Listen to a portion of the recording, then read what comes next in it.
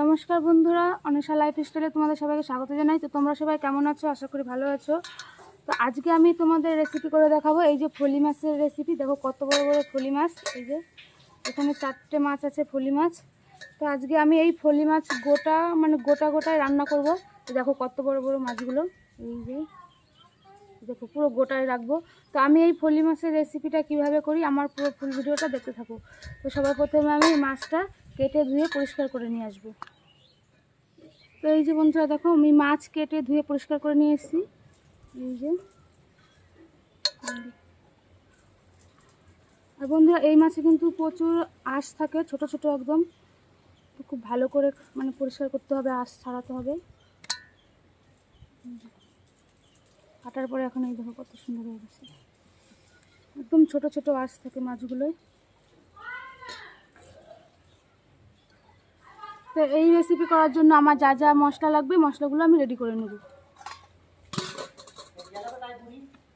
এখানে আমি নিয়ে নিয়েছি কিছু পেঁয়াজ, আদা, শুকনো লঙ্কা, আর এখানে আছে ধনে আর জিরে। তো এই মশলাগুলো আমি বেটে নেব।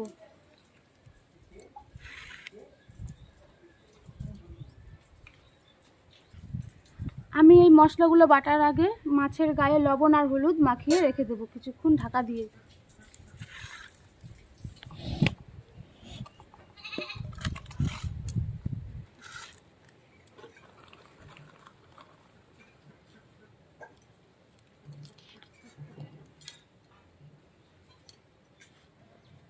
দিয়ে দেবো লবণ,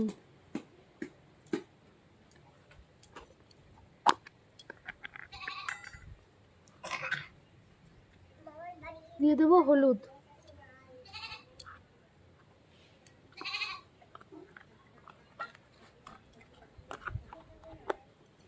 তো এবার আমি ভালো করে মাখিয়ে কিছুক্ষণ ঢাকা দিয়ে রাখবো।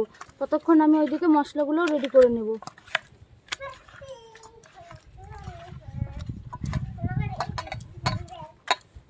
তোমার ভালো করে মাখানো হয়ে গেছে, এবার আমি ঢাকা দিয়ে রাখবো। কেটে নেব আদা,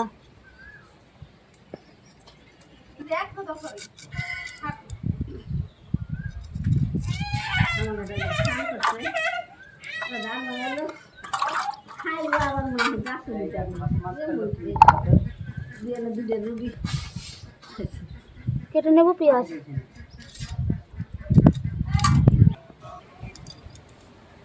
তো আমার পেঁয়াজ আদা কাটা হয়ে গেছে, পেঁয়াজগুলো আমি বাটবো না, এইভাবেই থাকবে। আমি বেটে নেব আদা, শুকনো লঙ্কা, জিরে আর ধনে, এই মশলাগুলো বেটে নেব। আমার মশলা বাটা হয়ে গেছে, সব কিছু রেডি হয়ে গেছে। এবার আমি উনুনটা ধরিয়ে নেব। তো আমি উনুন ধরিয়ে নিয়েছি, কড়াইও গরম হয়ে গেছে। কড়াইতে এবার দিয়ে দেবো আমি তেল। এই যে সেই লবণ আর হলুদ মাখিয়ে রাখা মাছ। তো এই দেখো বন্ধুরা তেল গরম হয়ে গেছে, এবার আমি মাছটা ভেজে নেব।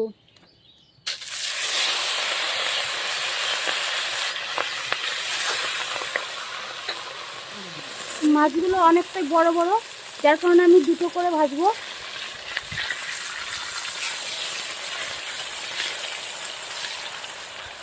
খুব বেশি ভাজবো না, হালকা করে ভাজবো।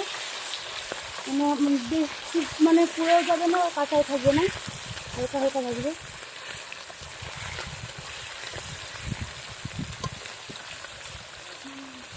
আমার মাছ ভাজা হয়ে গেছে, এই দেখো বন্ধুরা। এবার আমি নামিয়ে নেব। এই যে এরকম করে ভাজতে হবে।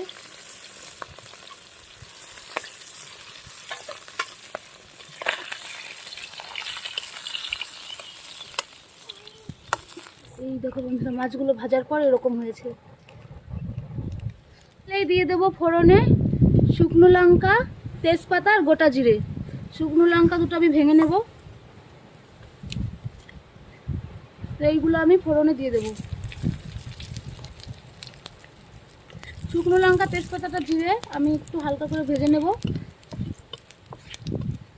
দেখো বন্ধুরা জিরে, শুকনো লঙ্কা, তেজপাতাটা আমার ভাজা হয়ে গেছে।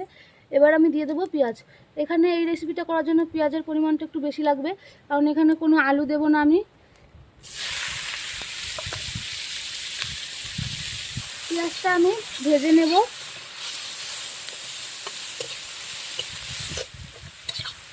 পেঁয়াজটা আমি ঠিক ততক্ষণ অবধি ভাজবো যতক্ষণ অবধি পেঁয়াজ থেকে তেল না ছাড়ছে। তাই দেখো বন্ধুরা, পেঁয়াজ থেকে তেল ছেড়ে দিয়েছে। আমি এবার সেই মশলা করে রাখা মশলাটা দিয়ে দেবো।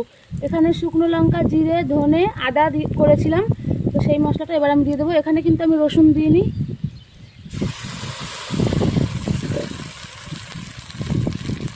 আর তোমরা যদি টমেটো থাকে বন্ধুরা, টমেটো দিতে পারো, কারণ আমার টমেটো ছিল না, যার কারণে আমি টমেটো দিতে পারিনি।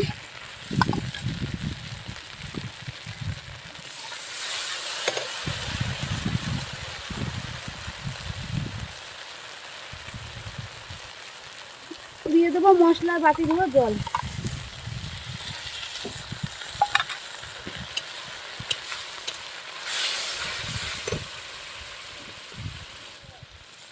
পরিমাণ মতন লবণ, স্বাদ মতন হলুদ। তো এবার আমি মশলাটা ভালো করে কষিয়ে নেব।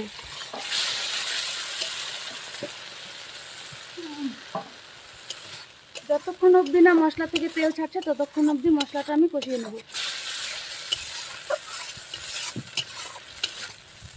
আর বন্ধুরা, তোমরা হয়তো ভাবতে পারো যে এত বড় বড় মাছ আমি মাছের গায়ে কেন কাটিনি, হয়তো ভেতরে লবণ ঢুকবে না, হলুদ, লবণ, লঙ্কা।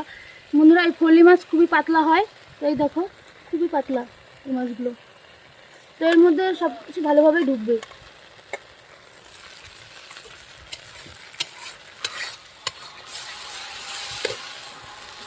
বন্ধুরা, এটা যেহেতু কাঁচা মশলা, তো এটা ভালো করে কষাতে হবে অনেকটা টাইম নিয়ে।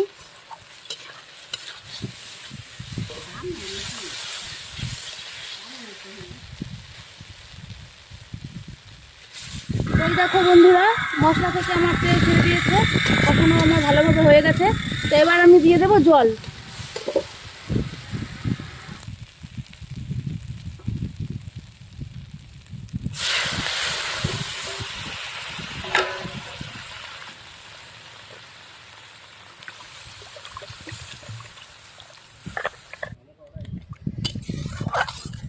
তো জল দিয়ে দিয়েছি, এবার আমি ভালো করে তরকারিটা ফুটিয়ে নেব, তারপরে মাছ দেব।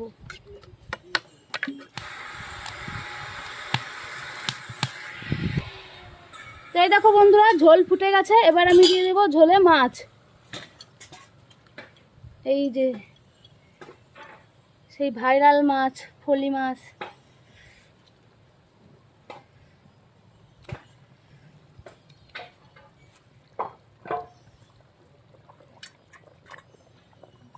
আর মেয়ের জন্য যে চিংড়ি মাছ রেখেছিলাম সেই চিংড়ি মাছও দিয়ে দেবো। এই দেখো মাছ থেকে কত তেল বেরিয়েছে।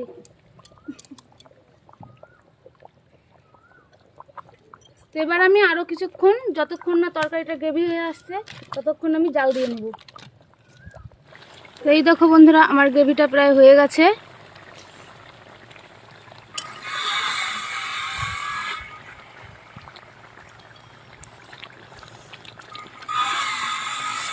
আর আমাদের বাড়িতে কাজ চলছে, সেই করলা পটলের মাচা দেবে, যার জন্য বাঁশ কাটছে, শব্দ হচ্ছে। দেখো বন্ধুরা, আর একটু বাকি আছে।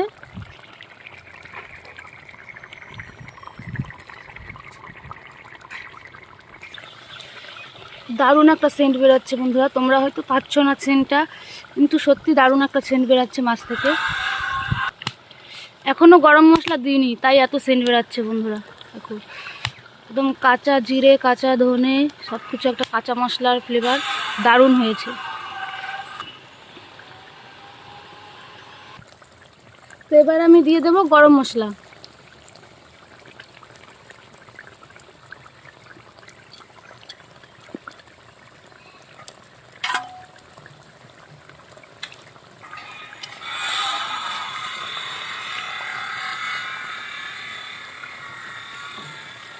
তো তরকারিটা আমার হয়ে গেছে, তরকারিটা এবার আমি নামিয়ে নেব। দেখো বন্ধুরা, মাছটা এত বড় গাবলাই মানে হচ্ছে না, গাবলায় আসছে না এত বড় বড় মাছগুলো। তো দেখো বন্ধুরা, তরকারিটা কত সুন্দর হয়েছে, দেখো কত সুন্দর কালারও হয়েছে। খেতেও দারুণ হয়েছে। মাছগুলো দেখো কত বড় বড়, গাবলায় মানে আমার আটছে না, ধরছে না গাবলায়, এত বড় বড়। পুরো গাবলাটা এই সাইড থেকে এই সাইড পুরো মানে ভর্তি মাছ। দেখো কত সুন্দর কালার।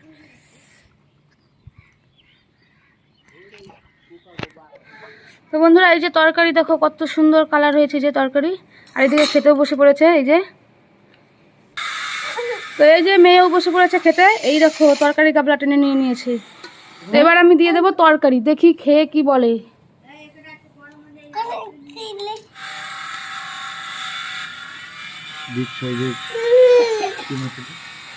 আর এই যে মেয়ের চিংড়ি মাছ,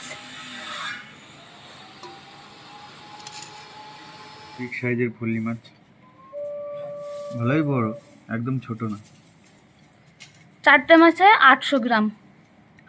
ওরে বাবা, এই দেখুন এই মাছগুলো কিন্তু এমনিতে অনেকটা হালকা, অনেক কয়, কিন্তু সেখানে 4টে মাছে এত মানে 800 হয়ে গেছে। তাহলে বাবু একটা কতখানি করে ওজন।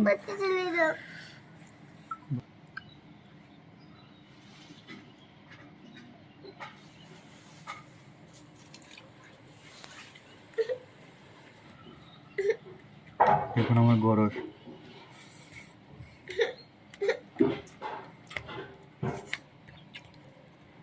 অসাধারণ হয়েছে, অসাধারণ।